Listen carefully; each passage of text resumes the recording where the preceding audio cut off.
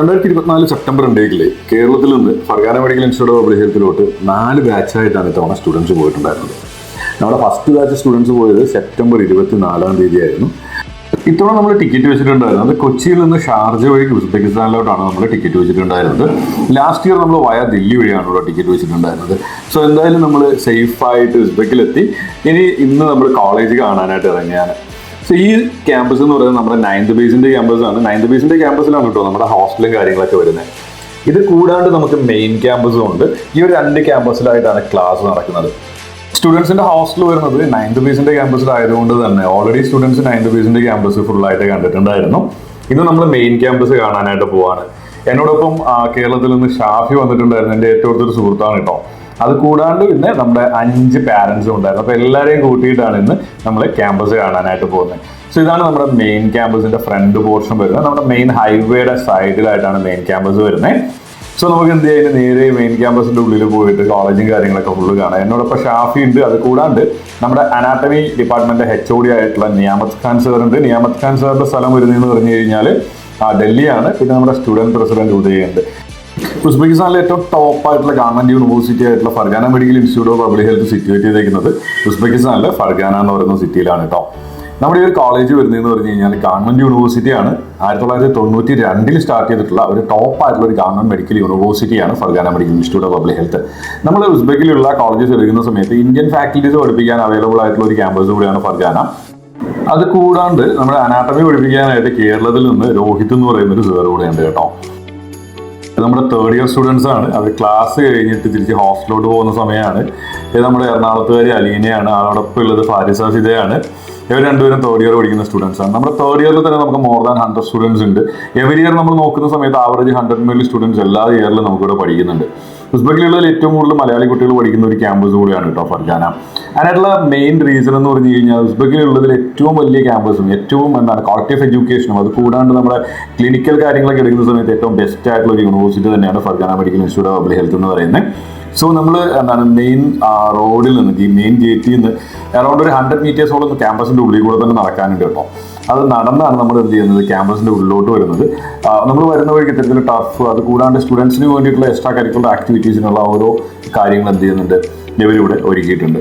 നമ്മൾ സ്റ്റഡീസ് കൂടാണ്ട് ബാക്കിയുള്ള എല്ലാ എക്സ്ട്രാ കരിക്കുലർ ആക്ടിവിറ്റീസിനും ഒരുപാട് ഇമ്പോർട്ടൻസ് കൊടുക്കുന്ന ഒരു കോളേജ് കൂടിയാണ് ഫർഗാന എന്ന് പറയുന്നത്. അത് നിങ്ങൾ ക്യാമ്പസ് നന്നായിട്ട് നിങ്ങൾ കാണുന്ന സമയത്ത് നിങ്ങൾക്കത് മനസ്സിലാവും എത്രമാത്രം നന്നായിട്ടാണ് ഈ ഒരു ക്യാമ്പസ് അറേഞ്ച് ചെയ്തിരിക്കുന്നത് കേട്ടോ.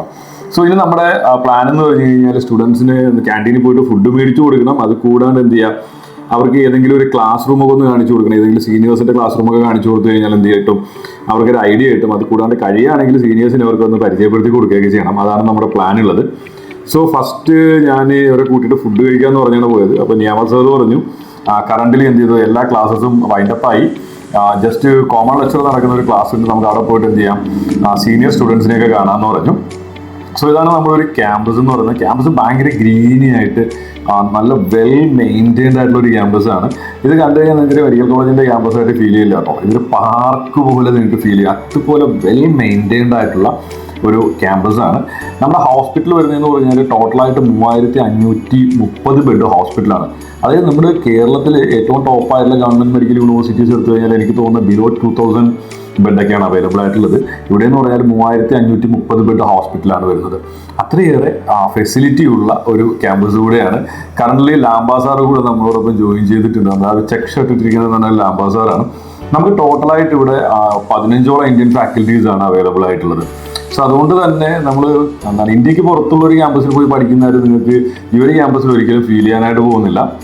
കറന്റ്ലി നമ്മുടെ 3rd ഇയർ സ്റ്റുഡൻസിന്റെ ക്ലാസ് നടക്കുന്നുണ്ട്. അപ്പോൾ 3rd ഇയർ സ്റ്റുഡൻസിന്റെ ക്ലാസ് റൂമിൽ പോയിട്ട് അവർക്ക് സ്റ്റുഡൻസിനെയൊക്കെ ഒന്ന് കാണിച്ചു കൊടുക്കാനാണ് പ്ലാന്. കറന്റ്ലി നമ്മുടെ മുസ്താഖ് സാറിന്റെ മൈക്രോബയോളജിയുടെ കോമൺ ലെക്ചേഴ്സാണ് നടക്കുന്നത്. മുസ്താഖ് സാർ വന്നിട്ട് ഹൈദരാബാദുകാരനാണ്. നമുക്ക് സൗത്തിൽ നിന്ന് നോർത്തിൽ നിന്നൊക്കെ എന്തുണ്ട് ഒരുപാട് ഫാക്കൽറ്റീസ് ഇവിടെ പഠിപ്പിക്കുന്നുണ്ട്. അതും വെൽ ക്വാളിഫൈഡ് ആയിട്ടുള്ള ഫാക്കൽറ്റീസ് ആണ് ഇവിടെ പഠിപ്പിക്കുന്നത്. ഇന്ത്യൻ ഫാക്കൽറ്റീസ് നമ്മുടെ സ്റ്റുഡൻസിനെ പഠിപ്പിക്കാനുണ്ട് എന്നതിനപ്പുറം ഇന്ത്യൻ ഫാക്കൽറ്റീസ് ഒക്കെ സ്റ്റേ ചെയ്യുന്നത് സ്റ്റുഡൻസിന്റെ ഹോസ്റ്റലിൽ തന്നെയാണ് കേട്ടോ. ജെൻ സ്റ്റാഫ് സ്റ്റേ ചെയ്യുന്ന ബോയ്സിനോടൊപ്പവും ദെൻ ലേഡി സ്റ്റാഫ് സ്റ്റേ ചെയ്യുന്ന ഗേൾസിന്റെ ഹോസ്റ്റലിലൊക്കെയാണ് സ്റ്റേ ചെയ്യുന്നത്. അതുകൊണ്ട് തന്നെ സ്റ്റുഡൻസിന് ഹോസ്റ്റലിൽ എന്തെങ്കിലും ആവശ്യങ്ങൾ ഉണ്ടെങ്കിൽ എന്ത് ചെയ്യുന്നു ഇന്ത്യൻ സ്റ്റാഫ് തന്നെ അവർക്ക് ചെയ്തു കൊടുക്കുന്നുണ്ട്. അതായത് നമ്മുടെ നാട് വിട്ട് പുറത്തു പോയി പഠിക്കുന്ന ഒരു ഫീൽ ഒരിക്കലും ഉണ്ടാകാനായിട്ട് പോകുന്നില്ല കേട്ടോ.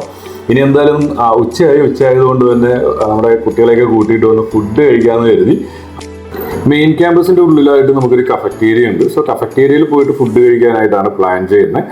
നമ്മുടെ മെസ്സ് വരുന്നത് നമ്മുടെ ഹോസ്റ്റലിലുള്ള 9th ബേസ് ക്യാമ്പസിലാണ് മെസ്സ് വരുന്നത്. ഇന്ന് പിന്നെ കുട്ടികളെ കൂട്ടിയിട്ട് വന്നിട്ട് ലേറ്റ് ആയതുകൊണ്ട് എന്തായാലും കഫറ്റേരിയ ഒന്ന് കഴിക്കാമെന്ന് കരുതി. നമ്മുടെ ഒരു കഫറ്റേരിയ എന്ന് പറഞ്ഞാൽ ഒരു ബഫേ ടൈപ്പാണ് കഫറ്റേരിയ വരുന്നത്. ഇവിടെ അവൈലബിൾ ആയിട്ടുള്ള എല്ലാ ഫുഡ്സും എന്ത് ചെയ്തിട്ടുണ്ടാവും, ഇവിടെ വെച്ചിട്ടുണ്ടാവും. സ്റ്റുഡൻസിന് ആവശ്യമായിട്ടുള്ള സാധനങ്ങൾ ഇവിടെ നിന്ന് എടുക്കാം. അതിനുശേഷം ലാസ്റ്റ് പോയിട്ട് ബില്ല് ചെയ്യാനായിട്ടുള്ള ഓപ്ഷൻ ഉണ്ട്. വെജും നോൺ വെജും ആയിട്ടുള്ള എല്ലാ ഐറ്റംസും അവൈലബിൾ ആണ് കേട്ടോ. നമ്മളവിടുന്ന് ഫുഡ് കഴിച്ചിറങ്ങിയതിന് ശേഷം സ്റ്റുഡൻസിന് ക്യാമ്പസ് ഫുള്ളായിട്ട് കാണിച്ചു കൊടുക്കാന്ന് കരുതി നമ്മൾ നോർമലി ക്യാമ്പസിലോട്ട് എൻട്രി ചെയ്യുന്ന സമയത്ത് ഫസ്റ്റ് വരുന്നതെന്ന് പറഞ്ഞു കഴിഞ്ഞാൽ നമ്മൾ നേരത്തെ കണ്ട കഫറ്റേരിയ ആണ്. പിന്നെ വരുന്നത് നമ്മൾ നേരത്തെ പോയ അനാട്ടമി ക്ലാസ്സസ് ഒക്കെ നടക്കുന്ന മോർഫോളജിക്കൽ ബിൽഡിംഗ് എന്ന് പറയും.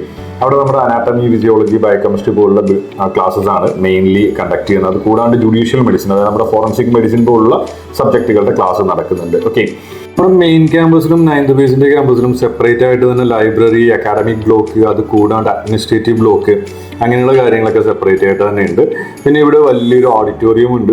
ഓഡിറ്റോറിയത്തിന്റെ ജസ്റ്റ് ഓപ്പോസിറ്റ് ആയിട്ട് ഇത്തരത്തിലുള്ള കുറേ ഹട്ട്സ് ഒക്കെ അവർ ചെയ്ത് വെച്ചിട്ടുണ്ട്. ബിക്കോസ് സ്റ്റുഡൻസിന് ഫ്രീ ടൈംസിൽ വന്നിരിക്കാനും അവർക്ക് എന്തെങ്കിലും കാര്യങ്ങളൊക്കെ ഗ്രൂപ്പായിട്ടിരുന്ന് ഡിസ്കസ് ചെയ്യാൻ വേണ്ടിയിട്ടുള്ള എല്ലാ ഫെസിലിറ്റികളും ഉണ്ട് കേട്ടോ.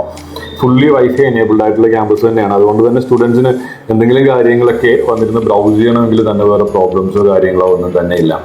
ഇത് കൂടാണ്ട് നമ്മുടെ ഈ ഒരു ക്യാമ്പസിനകത്ത് നമുക്കുന്നുണ്ട് ഒരു വലിയൊരു സിന്തറ്റിക് ട്രാക്കും, അത് കൂടാണ്ട് ഒരു ആർട്ടിഫിഷ്യൽ ആയിട്ടുള്ള ഒരു ഗ്രീൻഫീൽഡ് സ്റ്റേഡിയം ഒക്കെ ഉണ്ട്. ഇവര് പഠനത്തോടൊപ്പം തന്നെ ബാക്കിയുള്ള എല്ലാ എക്സ്ട്രാ കരിക്കുലർ ആക്ടിവിറ്റീസിനും ഒരുപാട് ഇമ്പോർട്ടൻസ് കൊടുക്കുന്നവരാണ് കേട്ടോ. എസ്പെഷ്യലി ആർട്സിനും സ്പോർട്സിനും വളരെ ഇമ്പോർട്ടൻസ് കൊടുക്കുന്ന ആൾക്കാരാണ്. ബിക്കോസ് സ്റ്റുഡൻസിന്റെ മെന്റൽ ഹെൽത്തും അത് കൂടാണ്ട് വളരെ റിഫ്രഷ് ആയിട്ട് പഠിക്കുന്ന ഒരു സിറ്റുവേഷനും മെയിൻറ്റെയിൻ ചെയ്യുന്ന ഒരു ക്യാമ്പസ് കൂടെയാണ്. ഈ ഒരു ഏരിയ എന്ന് പറഞ്ഞു കഴിഞ്ഞാൽ ഒരു പാർക്ക് പോലെ തന്നെ അവർ ബിൽഡ് ചെയ്തിട്ടുണ്ട്. സെൻട്രലായിട്ട് ഒരു ഫൗണ്ടെയിനും അത് കൂടാണ്ട് നല്ല ഭംഗിക്ക് ചെടികളും മരങ്ങളൊക്കെ വെച്ച് പിടിപ്പിക്കുന്നുണ്ട്. മെയിനായിട്ട് നമ്മൾ നോക്കേണ്ട ഒരു കാര്യം എന്ന് പറയുന്നത് നമ്മുടെ നാട്ടിലൊരു ഗവൺമെന്റ് യൂണിവേഴ്സിറ്റി ഇങ്ങനെ മെയിൻറ്റെയിൻ ചെയ്യാന്ന് പറയാൻ തന്നെ നമുക്ക് വിശ്വസിക്കാൻ പറ്റുന്നില്ല അല്ലേ. നമ്മുടെ നാട്ടിലാണെങ്കിൽ ഇവിടെ പാർട്ടികളുടെ കൊടിമരങ്ങളും പിന്നെ അവരുടെ പോസ്റ്റേഴ്സും അങ്ങനെയുള്ള കാര്യങ്ങളൊക്കെ കൊണ്ട് നിറഞ്ഞിരിപ്പുണ്ടാവില്ല. ഇതൊക്കെ വളരെ നീറ്റായിട്ട് തന്നെ അവർ എന്ത് ചെയ്യുന്നുണ്ട്, മെയിൻറ്റെയിൻ ചെയ്യുന്നുണ്ട് എന്നത് തന്നെയാണ് വലിയൊരു കാര്യം. സോ ഉസ്ബെക്കിസ്ഥാനിലെ ഏറ്റവും മികച്ച മെഡിക്കൽ യൂണിവേഴ്സിറ്റികളിൽ ഒന്നായ 1992 സ്റ്റാർട്ട് ചെയ്തിരിക്കുന്ന Fergana medical institute of public ഹെൽത്തിൽ അഡ്മിഷൻ എടുക്കാനായിട്ട് നിങ്ങൾ പ്ലാൻ ചെയ്യുന്നുണ്ടെങ്കിൽ അതൊരു ബെറ്റർ ആയിട്ടുള്ള ചോയ്സ് തന്നെ ആയിരിക്കും. ബിക്കോസ് മലയാളി ഫാക്കൽറ്റിയുടെ പഠിപ്പിക്കാനുണ്ട്, അത് കൂടാണ്ട് ഒരുപാട് ഇന്ത്യൻ ഫാക്കൽറ്റീസ് ഇവിടെ പഠിപ്പിക്കുന്നുണ്ട്. നമുക്ക് ഈ ഒരു കോളേജ് ഇന്ത്യക്ക് പുറത്ത് പോയി പഠിക്കുന്ന ഒരു കോളേജാണ് എന്ന് നിങ്ങൾക്ക് ഒരിക്കലും ഫീൽ ചെയ്യാനായിട്ട് തോന്നുന്നില്ല കേട്ടോ. So Fergana medical institute of public ഹെൽത്തിലെ അഡ്മിഷനുമായി ബന്ധപ്പെട്ട് നിങ്ങൾക്ക് എന്തെങ്കിലും ഡൗട്ട്സോ കാര്യങ്ങളൊക്കെ ഉണ്ടെങ്കിൽ എന്ത് ചെയ്യണം, നിങ്ങൾ ഉറപ്പായിട്ടും കോൺടാക്ട് ചെയ്യണം കേട്ടോ. പിന്നെ നോർമലി നമ്മൾ എല്ലാ ബാച്ച് സ്റ്റുഡൻസ് വരുന്ന സമയത്ത് ഞാൻ ചെയ്യുന്ന ഒരു കാര്യമാണ് എല്ലാ സ്റ്റുഡൻസിനെയും കൂട്ടിയിട്ട് വന്നിട്ട് നമ്മുടെ ഈ ഒരു ഗ്രൗണ്ടിൽ നിർത്തി ഒരു ഫോട്ടോ എടുക്കാറുണ്ട്. ബിക്കോസ് ഇതെന്ന് പറഞ്ഞു കഴിഞ്ഞാൽ വലിയൊരു ഗ്രൗണ്ടാണ്. അപ്പോൾ നമ്മുടെ എല്ലാ സ്റ്റുഡൻസിനെയും നിർത്തി ഫോട്ടോ എടുക്കാനായിട്ട് സാധിക്കും. അപ്പോൾ എല്ലാ കൂട്ടുകാരെയും കൂട്ടിയിട്ട് ഞാൻ ഇങ്ങോട്ട് വന്നിട്ടുണ്ട് ഒരു ഫോട്ടോ എടുക്കാനായിട്ട്.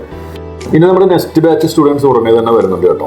വൺസ് നമ്മുടെ നെക്സ്റ്റ് ബാച്ച് സ്റ്റുഡൻസ് റീച്ച് ആവുന്ന സമയത്ത് അവരുടെ ക്യാമ്പസ് വിസിറ്റുമായി ബന്ധപ്പെട്ടുള്ള വീഡിയോസ് നമ്മൾ അപ്ലോഡ് ചെയ്യുന്നുണ്ടാവും. അപ്പോൾ Fergana medical institute of public ഹെൽത്തിൽ MBBS അഡ്മിഷൻ എടുക്കാനായിട്ട് നിങ്ങൾ പ്ലാൻ ചെയ്യുന്നുണ്ടെങ്കിൽ സ്ക്രീനിൽ കാണുന്ന നമ്പറിൽ ഉറപ്പായിട്ടും കോൺടാക്ട് ചെയ്യുക.